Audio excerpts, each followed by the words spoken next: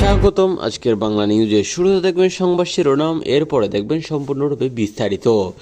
এবার রাজাকাররা কোনোদিন ক্ষমতায় আসতে পারবে না, বললেন শেখ হাসিনা পুত্র সজীব ওয়াজেদ জয়।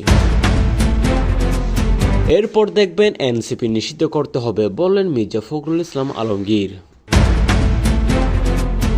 এরপর দেখবেন আওয়ামী লীগ ছাড়া নির্বাচন অসম্পূর্ণ এবং অগণতান্ত্রিক স্বাভাবিক, বললেন বিএনপি নেতা ফজলুর রহমান বাবু।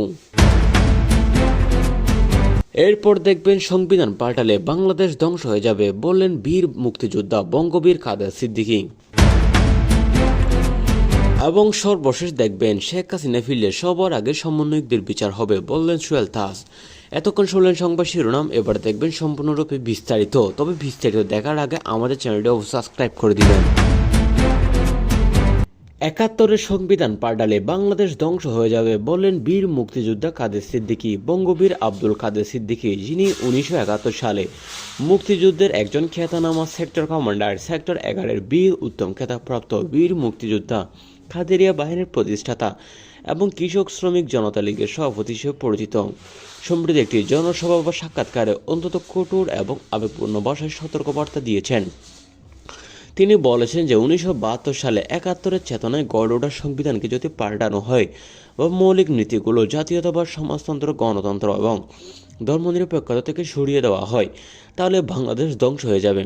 কাদের সিদ্দিকীর মতে এই সংবিধান মুক্তিযুদ্ধের রক্তের বিনিময়ে অর্জিত স্বাধীনতার মূল ভিত্তি এবং বঙ্গবন্ধু শেখ মুজিবুর রহমানের স্বপ্নের প্রতিফলন।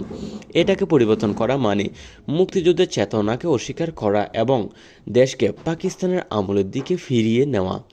তিনি আরও জোর দিয়ে বলেছেন যে ৭১-এর সংবিধান যে ৪ মূলনীতি জাতীয়তাবাদ, সমাজতন্ত্র, গণতন্ত্র, ধর্মনিরপেক্ষতা লিপিবদ্ধ ছিল, সেগুলো বাংলাদেশ পরিচয় এবং অস্তিত্বের মূলস্তম্ভ। যদি এগুলোকে বাদ দেওয়া হয় বা পরিবর্তন করে ধর্মভিত্তিক রাষ্ট্র বা অন্য কোনো রূপ দেওয়ার চেষ্টা করা হয়, তাহলে দেশের ঐক্য, স্থিতিশীলতা এবং অগ্রগতি চিরতরে ধ্বংস হয়ে যাবে। কাদের সিদ্দিকী উদাহরণ দিয়ে বলেছেন যে মুক্তিযুদ্ধের সময় যারা রাজাকার, আলবদর, আল শামস হয়ে পাকিস্তানের পক্ষে ছিল, তারা এখন সংবিধান পরিবর্তনের পক্ষে কথা বলছে। এটা মুক্তিযুদ্ধের বিষয়কে উল্টে দেওয়ার সংক্রান্ত। তিনি সতর্ক করে বলেছেন যে সংবিধান পরিবর্তনের নামে যদি ধর্মনিরপেক্ষতা বাদ দেওয়া হয়, তাহলে দেশের ধর্মান্ধতা, বিভেদ এবং অস্থিরতার দিকে ঠেলে যাবে এবং বাংলাদেশের অস্তিত্ব বিপন্ন হয়ে পড়বে। এই মন্তব্যের মাধ্যমে কাদের সিদ্দিকী বর্তমান রাজনৈতিক পরিস্থিতি, সংবিধান সংশোধন আলোচনা এবং মুক্তিযুদ্ধের চেতনার রক্ষায় প্রয়োজনীয়তার উপর তীব্র আলোকপাত করেছেন। তিনি আহ্বান জানিয়েছেন যে সব মুক্তিযোদ্ধা, দেশপ্রেমিক এবং সাধারণ মানুষকে ৭১-এর সংবিধান রক্ষা করার ঐক্যবদ্ধ হতে হবে। এই মন্তব্য দেশের রাজনৈতিক অঙ্গনে মুক্তিযুদ্ধের সংগঠনগুলোর মাধ্যমে, সামাজিক যোগাযোগ মাধ্যমে ব্যাপক আলোচনা সমালোচনার জন্ম দিয়েছে।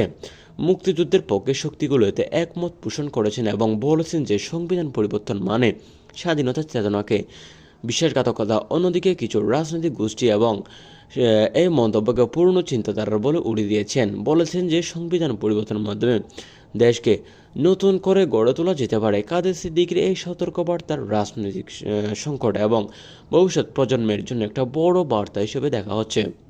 অনেকে মনে করেছেন এই ধরনের মন্তব্য সামাজিক যোগাযোগ মাধ্যমে মুক্তিযুদ্ধের চেতনা রক্ষায় আন্দোলনকে নতুন করে জাগিয়ে তুলতে পারে। সব মিলিয়ে এই বক্তব্য দেশের রাজনৈতিক উত্তেজনা আরও বাড়িয়ে দিয়েছে এবং সংবিধানের মৌলিক নীতি নিয়ে বিতর্কের নতুন বার্তা দিয়েছে। এই ছিল আজকের নিউজ। আজকের নিউজটি ভালো লাগলে চ্যানেলটি সাবস্ক্রাইব করে দিবেন। এরকম নিউজ আমরা প্রতিনিয়ত আপলোড করি। ধন্যবাদ।